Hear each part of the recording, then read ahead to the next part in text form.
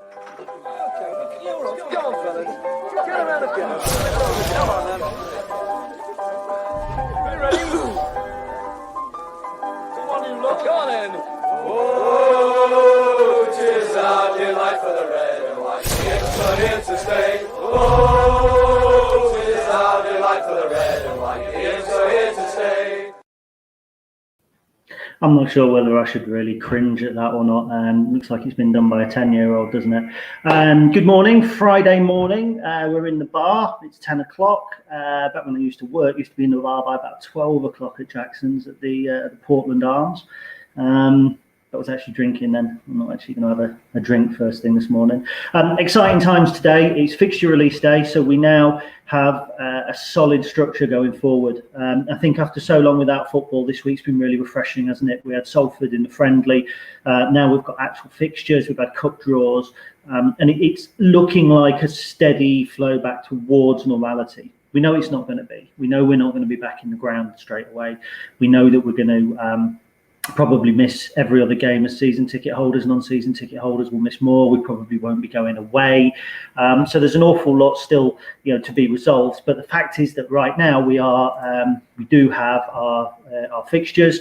We do have a structure in place. We do have something to pin our hopes on. If we wanted to play pin the tail on the donkey in March, we didn't have a donkey, we didn't have a tail. At least now we've got a tail and a blank canvas. We've got something to pin to. All we need now is to fill it in. Couple of hellos before we get started. Morning, Kate. First comment, obviously put out on social media. I think Kate's already had something to say about the fixtures, so we'll get some input from her as we go through. Sam White, evening from New Zealand. Good evening, Sam. I hope all is well over there. Kia ora, is that right? Kia ora? Hopefully. Sean, another regular watcher. Sean, morning, Gaz. Morning, pal. How are you? Hope you're well. And Derek Carlisle as well. Morning, Gary. Good morning to you, Derek. Now, no doubt we have all had a chance to have a look at the fixtures and kind of take them in, and we're talking about tough starts, we're talking about big away games in the last stages of the season, and I just wanted to talk over a few key points. Now, I'm not a massive one for fixture lists, if I'm honest. I'm not one who kind of waits and goes, oh, who are we going to be playing Boxing Day? It excites me more this year that we are actually shut up moaning, Matthew Mand, cheers pal, that we've actually got fixtures to play for. So I think that's quite positive. So just going through the fixtures, kind of not really chronologically, but just a few thoughts. I mean, obviously the opening day is always going to be a big one. And we're at home to Oxford United. Quite surprised that we were at home. We were at home at the beginning of last season, I believe, Accrington Stanley, away the season before. We were at home the year before that as well. So it's the third home tie, I think, in 4 years. I stand to be corrected. That's kind of the not the fairy tale, but that's kind of the obvious plot line, isn't it? Michael Appleton, Oxford United links, they stuffed us 6-0 last season. So there's obviously a narrative around that game. Those who conspiracy theorists might actually think that people look down the list and go, that'd be a great first game for them. Let's go for that, and then pin the other fixtures around it. I think it's probably going to be bigger for Oxford than it is for us, because obviously Michael Appleton's a little bit of a hero there. So coming here on the first day of the season, it's kind of like the old master going back to his former club, or them coming to us. So that's going to be interesting. I also think it's interesting. It was the last game we played before Michael took over. They hammered us 6-0. There's a big narrative around there, which is going to be great for people like me to kind of seize upon. Once the season gets going. Now, after that, I think we've got quite a tough opening. MK Dons away potentially is winnable, but any away game is going to be tough. Then Charlton at home, former Championship side. Blackpool and Bristol Rovers follow up with that, big spenders. Then Fleetwood away. So you've got kind of 6 games there between the 12th of September and the 17th of October, which are pretty tough. I'm not one that subscribes to if you don't get a good start, you're buggered for the season, because look at us last year. We got a good start and we tumbled down the league. It did give us plenty to work with as we went through. It gave us the cushion to prevent us from a bad run. But I'm not one that thinks that if we get very little from those first 6 games, that we're in dire straits, particularly not when you consider sorry, I've got a text message. Particularly not when you consider the run that we have coming up after that. Now, I've noted from last season when Michael came in, I think we had a tough spell. And from kind of Danny leaving, or maybe even arguably before that, we're losing to Wickham and matches against the likes of Doncaster and MK Dons. We had a run where if we hadn't got that good start, we would have been in real dire straits. And I think when we're talking about good starts, you've also got to look at periods of games where you think, actually, we could put some points together there. And it's always the team that then go on a run, especially in that early part of the season, can give you that momentum. And going into the Christmas period, you can be quite energised. And I think when you look between October the 27th and January the 2nd, I think there's a really good run there. We've got Crewe away, which, a team coming up you would expect to be able to do well. Doncaster away, they're kind of in a little bit of transition at the moment, and I fancy them not to have a great season. Then home ties with Portsmouth and Gillingham. Portsmouth will be tough, but Accrington away, Swindon away. Games that you would think, one, probably weren't a huge draw for supporters, so it's not that bad having them at that stage of the season. But also games where you would think, well, we should be able to go to Accrington and get something in the current climate, in how we are now. I know we lost there last season. I'm not being disrespectful to them, but when you look at a fixture list, you would rather have Accrington and Swindon away than you would Ipswich and Peterborough away. I know it didn't transpire like that last season, but that's kind of just my observation. Then going into December, Wigan at home, Crisis Club, Rochdale away, should be able to do well. Sunderland at home, Shrewsbury at home, should be able to do well. Northampton away, should be able to do well. Burton at home. That run going into Christmas, you're looking there and you're thinking, if we're in decent form and if we've kind of got the goal scorer, you're looking at a period there where we could be picking up 4 points every 2 games as a minimum. And that could give us a really nice cushion going into the new year. Even arguably Hull away, which I'll touch upon again in a little while, and then Wimbledon away on January the 2nd. Things kind of switch up and change a little bit then. Now, if at the end of the last season, we kind of went into February and March with this inkling of needing to win games to stay up in March. So I don't look at the last few games, Burton Albion away, Hull at home, Peterborough away. I don't look at those games and think we might need to win those to stay up. The games you've got to be winning really to put yourself away from the relegation zone is in March. March looks pretty tough for me. Now, I know from a supporter's point of view, Ipswich away, Sunderland away, going into April, Charlton away are all games that you think, I hope fans are allowed back in the ground by then, because they're great fixtures to have towards the end of the season.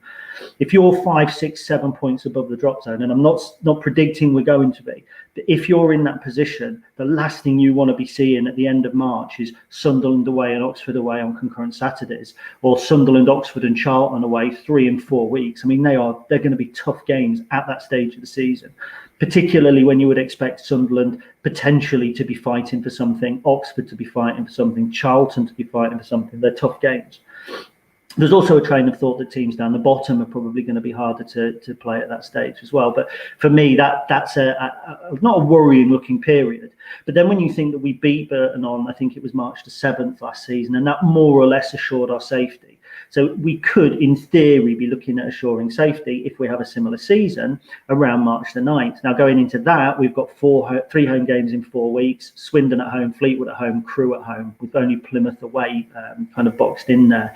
So I think you've got crucial periods there. And I think that before and after Christmas are crucial. I know people look at the beginning and the end of the season, but at the beginning of the season, you can do really well and fall away, as we proved last time out. And at the end of the season, you can already be trying to dig yourself out. So the time to define your season is those 2 key runs. So I think that's going to be interesting. But those away games, certainly at the end of March, there, Sunderland and Oxford away, good away days, I think, if fans are allowed back in the stadium. But tough games to play if you're desperately needing points, which I'm not saying we will be. We've got a good run of home games there, February and March, Accrington, Swindon, Fleetwood, Crewe and Rochdale. You would imagine that we could be hopefully looking at taking kind of 10 or 12 points from those, which again will be quite good.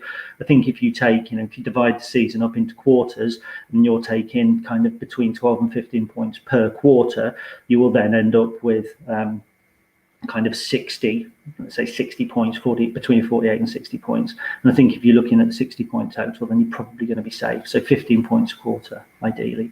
And I know I'm talking about safety and it sounds really negative, but I think after the summer that we've had, I think the way that the league is going to settle down, you've still got some big spenders in Bristol Rovers and Blackpool and Bristol Rovers, Blackpool, Charlton spent money, Hull. So it's still going to be a very tough division. And I think it's going to be more unpredictable this season than ever before. And that's saying something, because League One has always been an interesting second division. I mean, the year before we dropped into it, there was about 5 points separating 10th and second bottom going into the last kind of 4 or 5 games of the season. So it kind of tells you everything you need to know about this division.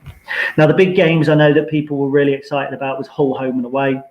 I think Hull towards the end of April is a great fixture to have, because that's going to be 10,000 plus, depending on how many seats we're managing to free up if fans are back in the ground. So one of our biggest earners is right at the end of the season. I mean, I know things like Sunderland at home on December the 12th is another one that we're likely to get a decent amount of fans for. October 24th, Ipswich, that would normally be, but I think that there'll be a struggle to fill that. And Portsmouth on November the 3rd is the same. I think we'll still be social distancing there.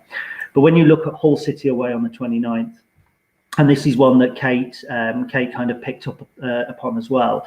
That's actually going to be an evening kickoff. Now, I saw December the 29th and thought 3 o'clock kickoff, brilliant. At the moment, that's an evening kickoff. That's going to be a nightmare for the Popo, for the 5-0, isn't it?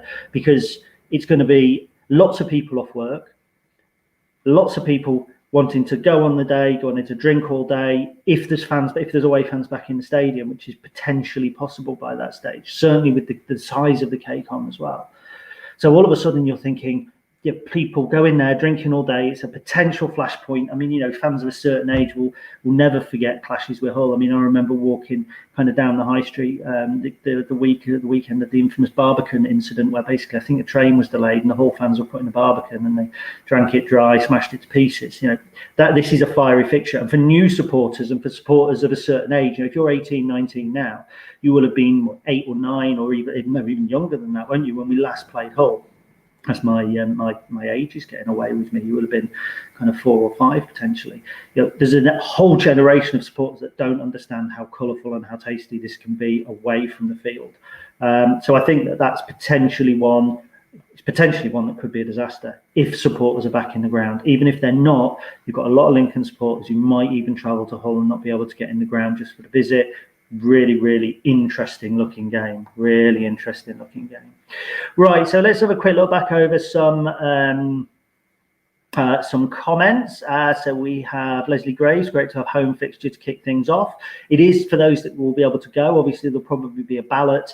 The first game's always a little bit of a lottery, isn't it? It's always potentially difficult to predict. We went to Northampton and were battered and won 1-0. And you get some odd scores on the first day as well. So it is better to be at home in that situation, I think. Bri Fox is watching in Bavaria. Very good. You've probably got better beers than me. Looking down in my fridge at the moment, I've got some California IPA, Red Stripe and some Coors Light. But in Bavaria, you will no doubt be getting a really tasty tipple. So I have to shuffle around. Oh, my leg's going dead. Matthew Mand, not me. That was Kate. So Matt Mand was asking me said shot at moaning. Apparently it was aimed at Kate in friendliness, I'm sure. More aimed at Kate. I didn't read that before I put it up. Rob Stainton, looking at the fixtures reminds me of Jimbo and on Bullseye. Look what you could have won, look what you can't go to. Potentially, but we don't know as yet what we can and can't go to. The fact that some of the away fixtures early on, you're talking MK Dons, Fleetwood, Crewe, arguably ones that we might not have gone to. Doncaster and Blackpool would certainly have been good ones to go to. Accrington away, November, maybe not. Swindon away, November, maybe not. Rochdale away, Northampton away was a relatively big one. But some will go to all, some will pick and choose. Those pick and choosers might have had 2 or 3 before Christmas. But when you think that after Christmas, Hull away, Portsmouth away, potentially Wigan, relatively new ground, potentially, certainly Ipswich, certainly Oxford, certainly Sunderland, certainly Charlton. Burton's always a good one to go to, Peterborough. So there's quite a lot after the break, after Christmas rather, which I think could kind of work into the hands of some supporters. Let's have a look. Kate's, that's Kev. I'll go to Kate first. On side note, your new camera is far better than your old one. Well, I've planned ahead, you see, Kate, because this is the first time I've been able to get in the bar when there's electric. So I've got electricity in there. I've got USB points, so I've brought my dongle out with me. As I say to my other half, I'm going to take the internet outside, which makes me sound like a Luddite. So hopefully now the quality is going to be pretty good. Keith, exciting, can't wait for new season. Who's up for a Peterborough promotion party? I'm not celebrating Peter's promotion, Keith. No, it'd be, you never know, promotion, very, very possibly. Delbs TV, where do you suspect we end up at the break? I'm not really sure. You mean the Christmas break or where we end up if you clarify the question, I can give you an answer. And if you think where do we end up by the end of the season, I'm hoping tucked in mid-table, certainly looking at the runs before and after Christmas. Kate wasn't even moaning. Look, you two, I'm not going to get in the middle of you anymore. I don't want to be in the second of a fight.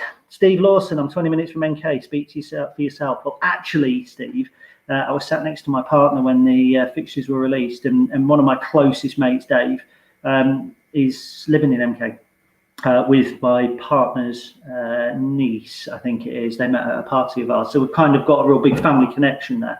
They actually live at Bletchley, but it's about 10 minutes from the ground. So we would have gone away to that, but we now can't, which is a shame. Dave Johnson, posh away, a good experience, or would you say Burton? I'm trying to pair either with Hull home, trip to the bank from America. Best of luck for that. I think definitely pick a home game, Dave, towards the end of the season. I think if you're looking at getting in Sinsel Bank. Just a word on MK, actually. Interesting when you think if grounds are restricted. So say if we're only allowed 30%, that's probably what Milton Keynes get for a typical home game anyway. So there's a potential there that I wonder if the FA might say, look, if your capacity is X amount, you have to give a certain amount for away fans. They might not have a blanket ruling on no away fans at all. So the bigger grounds might be able to offer away fans. I mean, I'm kind of shooting from the hip here. I don't know. But MK is one of those teams that are not going to be really affected by the social distancing, and that's not meant to be a jab or a jibe of any description. It's just, if they're getting 8,000 or 9,000 and they've got a 30,000 stadium, potentially, they're going to be getting the same crowds as normal, and it could leave them financially in a better position than some other clubs. Chris, are you planning another live video later on today, perhaps? I don't know, mate. To be honest, we'll see. Hey, fingers crossed, but it doesn't, if it doesn't, it doesn't. We will sign some players at some point. So first trip over from America, that would be. Well, look, David, if you do make your first trip over, make sure you send me an email beforehand and we'll do a bit of filming and we'll have a beer together or something like that. Delb, so it was the Christmas break. Where do you think we'll be at the Christmas break? Well, again, as I've said, looking at the fixtures, I think we've got quite a favourable period of running up to Christmas. I'd like to see us tucked in mid-table for most of the season. I think we might get off. It's a challenging looking start, but I think after that, there's every opportunity for us to kind of kick on. So fingers crossed, middle of the table. Any rumours? Yes, there are rumours, actually. The rumour is that I'll be going away to Norfolk and miss one of the home games, Connor. That's one of the rumours that I've heard. And another man who likes rumours, or certainly conspiracy theories, is Mr. Barwise. Don't know if you've got any good rumours or conspiracy stories, Kev, this morning. But happy we've got Charlton away late on as a new ground for most of us. Can't believe we've got both Pompey games midweek again. Yeah, it is a shame about the Pompey games. I'd like to go to Charlton away as well. When you've been going away to places like North Ferriby, travelling to somewhere like the Valley that's hosted top flight football on a regular basis is a real treat. So yeah, it is good that that's towards the end of the season. And look, let's just hope that the social distancing and the restrictions placed upon football clubs are really brought under control towards the end of the season, maybe even towards the middle of the season. Would be nice. David, again, Hull is a must see for me. Well, again, it's let's hope that there's enough bodies, enough restrictions lifted for people to get into the ground. Steve Lawson, do you think playing with no fans will actually help us in some ways? By that, D. Mason suggested to me that it will help a new young team get used to passing out from that without the fans' anxieties. Really, really interesting question. I like that a lot. Away from home, you can always see the advantages of not having the crowd on your side, but then the crowd on your back, and that potentially did it affect us last year. Our away form was absolutely terrible. Interesting on the home front, I think, because for a couple of years there's been lots of talk about how great we are at home and how the Sinsel Bank crowd's worth an extra goal and that sort of thing. But I've always said that a big crowd is kind of can be counterproductive, because if you do misplace a couple of passes or you do go down by a goal early doors, the crowd can get on your back. And a lot of away games that we played last season before, when we had great away form, and I felt that when you went away and you got an early goal and the crowd turned, you could turn the game quickly. I mean, MK Don's crowd was mooted anyway, I think, but if you went away to places where there was decent crowds, I'm thinking maybe Peterborough, for instance, last season, if we'd got the opening goal there, we could quite easily have turned that, I think. And there was a couple of other games where you can turn the crowd. So I think, it's by the by. It's the same for both teams, and I think there's pluses and minuses. You know, if you're at home and you score early, brilliant, because the crowd get behind you, and then you can go on and get more goals. Swindon at home a couple of years ago, where we were 2-1, and the crowd really got on our side, and we went on to win the game. MK Dons at home, where the Lancaster flew over, and the crowd just, the crowd won the game that day. I know we scored 2 goals, which physically won it, but the crowd really turned the game that day. But then you think about other games. Did we lose Portsmouth earlier in the season, where arguably, we probably fancied something? I don't know. Rotherham, perhaps, they scored. Did the crowd turn? I don't know. I think our support usually is relatively good, certainly in terms of noise and from the 617. So I'm not sure there's a lot of benefit to be had from not having supporters in the ground. But it's a really interesting point, Steve, and it's one that I think we could debate for a lot longer. Reese, who's your guest for top 3 at the minute? Good question, Reese. I don't know. Looking at the business that's going through, it's hard to tell at the minute, because some clubs haven't really signed many players. Sunderland haven't, Ipswich haven't, Charlton haven't. I think if Hull were to get a decent start, and I know people have said that they could be a crisis club that go back down, but you look at the players they've brought in: Josh Emanuel, Louis Coyle, Greg Doherty. They've got Tom Eaves up top, who's scored regularly at this level. For me, Hull City, if they can pick themselves up off their arse, should be in the top 3. I think they're a team that could potentially bounce straight back, as Rotherham did last year, as I think Barnsley did the year before. So I think keep an eye on Hull. I quite like the business that Blackpool have done. Just depends if Neil Critchley can settle them down, but it's again, I think that's certainly possible. I think he's kind of a good, exciting coach. I think Blackpool should have done a lot better last year. I think Simon Grayson probably mismanaged the situation, so I'd quite fancy Blackpool to be up there as well. Charlton and Wigan, I'm not so sure about. I think both have got problems externally that will impact them. You'd probably throw Peterborough in there as well. I think Peterborough are probably not as affected by the COVID situation as everybody else. I think they've made some half decent signings. I think they've got a decent squad anyway. When the Tony money comes in, they will splash the cash. I know there's a wage cap, but they'll be able to spend. If they did bring in, if anyone in our division brings in Tyler Walker, and they're a top kind of 10, 12 club, that's going to make a big difference as well. But my early shouts would probably be Peterborough, Hull City, and Blackpool for the top 3. We'll say that for now. Kev, just answering my question: conspiracy free zone, although play full of strangers, 93 hours to Corfu is okay. Yet stadium outside will only allow 25 capacity at best. I'm with you, Kev, on that. Genuinely, I am. I'm not a COVID denier, not for 1 second. We've had a bereavement in the family through COVID. But I just think when there's 6 cases in all of Lincolnshire, which is the second biggest county in the country, but I've still got to wear a mask when I go and pick up my milk. I don't know. I understand that maybe if we weren't wearing a mask, the cases might go up. Fair enough. I get that. And you don't know how many people have been tested in our area. There hasn't been a lot tested out in Louth as well. But I do think that the restrictions on football grounds, 25% capacity, is going to be hard for the industry. And that's what football is. Flying in, bastard. It's hard. It's going to be tough for the industry. So I don't think a plane full of strangers should be able to fly to Corfu. I don't think that 300 people should be able to gather without masks and watch the snooker if football is going to be as affected as it is. And there was no evidence. I think that the media didn't help, did they? Calling that Liverpool game against, was it Atalanta, as the COVID time bomb. Just think, is it really the COVID time bomb? Because there's no proof of that. The media kind of built it up a little bit.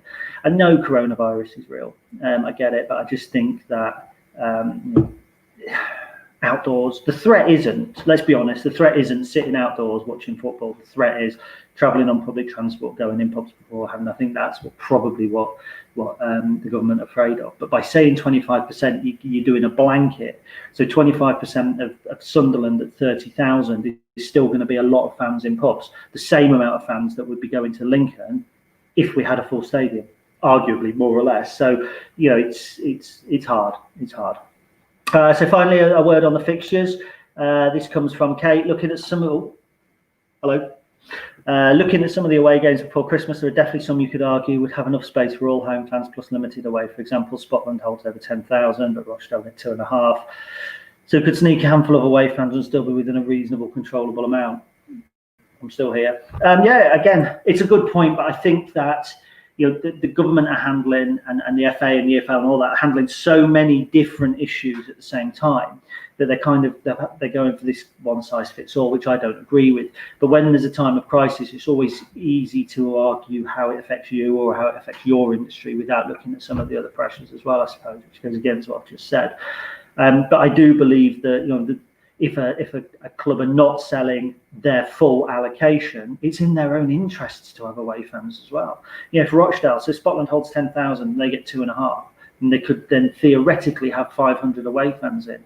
So 500 away fans paying 10 quid a go. That's all average 10 quid a go. That's worth having, isn't it? It's 5,000 quid. I think that's one. My maths is 10. Yeah. I can't believe I'm pondering that. I'm having a Diane Abbott moment, aren't I? A Preeti Patel moment. 500 times £10 is 50, 10, 106. But it's money, isn't it? So I think clubs will want to get away fans in. Failing that, there's still talk about being able to buy Saturday afternoon iFollow pass until restrictions are lifted, which would help bring in some revenue as well. But we want to be away, don't we? We want to be at games. So look, there we go. 26 minutes of me waffling on about fixtures and you spending your Friday morning talking to me about them. I can't say when I'm going to go live again. Fingers crossed. It might be tonight. You never know. I do tend to go live when there may be some news, but we shall see what happens. If we don't make signings today, let's keep a lid on it. Do you know what? A pet hate of mine, and some people who I've got a lot of time and respect for are doing this. Everything that the club put out going on about an signing today ? On Twitter, or announce Walker ? That sort of stuff really gets on my tits. Do you know what? It really does. It's one of those things in modern football that I just sit there thinking, people say, no, it's a good day for the scarf. And again, if you said that, I'm not having a go at you particularly. I'm having a go at the trend towards it. It's a nice day to get the scarf out. When was the last time a signing wore the scarf? It was amusing back when it was first done in the National League days and stuff like that. But now, just let the club do their business. We've got football back. We've got fixtures back.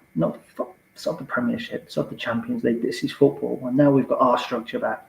So we can all just chill out. We know he's coming. September the 5th, Crewe away. September the 12th, Oxford at home. EFL fixtures, Cup fixtures, it's all coming in. So we'll just have a little bit of patience. Enjoy what's left of the summer. Get out there in the wind and the slightly cooler temperatures. Get in a bar, do something. But don't go on Twitter and beg the club to make signings. Not at all. Right, anyway, so that's me for now. Listen to the podcast. You can now get it on Alexa. I can say that outside without her answering me. So that's really good this week, talking about, I can't remember what we talked about. We only recorded it the other day. Listen to it. You'll find out what we talked about. I'll put some of this in written content as well for those who have missed it. But thank you very much for watching / listening. Hope you have a nice Friday. Hope you have a great weekend. And just to finish from Sean Simons, where's Cornell today, though? Bad man ting.